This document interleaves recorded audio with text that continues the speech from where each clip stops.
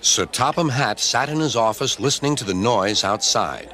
The passengers were angry. The station master came in.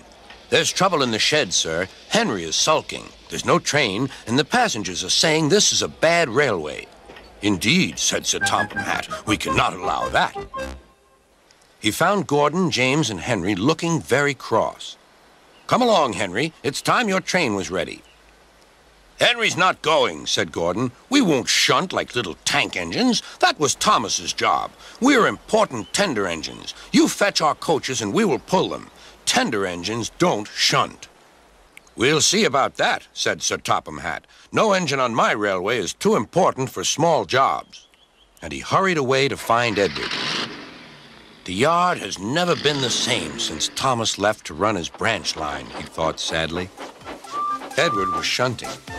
"Leave those freight cars, please, Edward," said Sir Topham Hatt. "I want you to push coaches for me in the yard."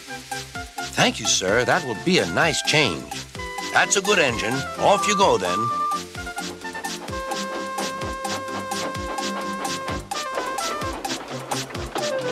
So Edward found coaches for the 3 engines, and that day the trains ran as usual.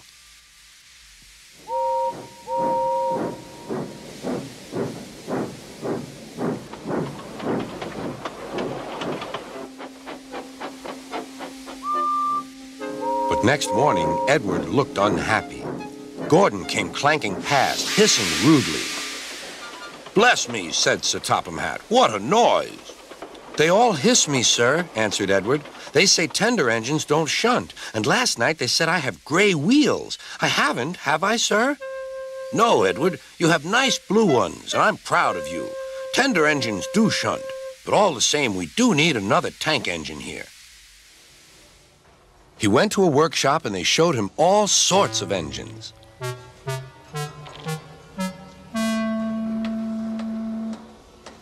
At last he saw a smart little green engine with 4 wheels. "That's the one," he thought. "If I choose you, will you work hard?" "Oh, sir, yes, sir." "That's a good engine. I'll call you Percy." "Yes, sir. Thank you, sir." And Sir Topham Hatt brought Percy back to the yard.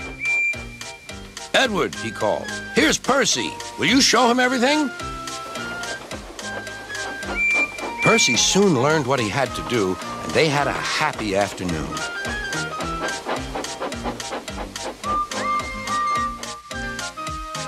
Then Henry came by, hissing as usual. "Wheesh!" went Percy. Henry jumped and ran back to the shed. "How beautifully you wheeshed him," laughed Edward. "I can't wheesh like that." "Oh," said Percy, "that's nothing. You should hear them in the workshop. You have to wheesh loudly to make yourself heard." Next morning, Thomas arrived. "Sir Topham Hatt sent for me. I expect he wants help," he said to Edward. "Shh, shh, here he comes," replied Edward. "Well done, Thomas. You've been quick.